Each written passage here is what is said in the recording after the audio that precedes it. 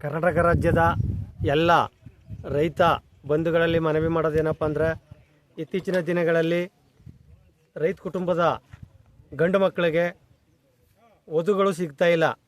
ಇದಕ್ಕೆ ಕಾರಣ ನಾವುಗಳೇ. ಯಾವ ರೀತಿಯಪ್ಪ ಅಂತಂದರೆ, ನಮ್ಮ ಕುಟುಂಬದಲ್ಲಿರ್ತಕ್ಕಂಥ ಹೆಣ್ಣು ಮಕ್ಕಳಿಗೆ ಸರ್ಕಾರಿ ನೌಕರನೇ ಬೇಕು ಅಂತ ಹೇಳ್ಕೊಂಡು ಸರ್ಕಾರಿ ನೌಕರಿ ಎಲ್ರಿಗೂ ಸರ್ಕಾರಿ ನೌಕರಿ ಸಿಕ್ಕಲ್ಲ. ನಾವೇನು ಬೆಳೆಗಳನ್ನ ಬೆಳಿತೀವಿ, ನಾವು ಬೆಳೆದ ಬೆಳೆಗಳಿಗೆ ಸರ್ಕಾರ ವೈಜ್ಞಾನಿಕ ಬೆಲೆಗಳನ್ನ ಕೊಟ್ಟು ಅವರೇ ಖರೀದಿ ಮಾಡೋ ಥರ ಹೋರಾಟಗಳನ್ನ ರೂಪಿಸಿ ಪ್ರತಿ ಎಲ್ಲ ಪಕ್ಷಗಳಲ್ಲೂ ರೈತರುಗಳವ್ರೆ.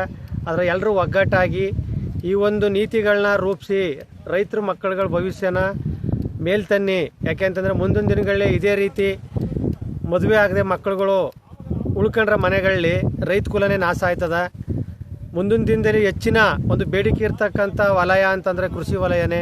ಆದ್ದರಿಂದ ರೈತರಾದ ತಾವುಗಳು ರೈತರ ಗಂಡು ಮಕ್ಕಳಿಗೆ ಹೆಣ್ಣು ಮಕ್ಕಳನ್ನ ಕೊಡಬೇಕು.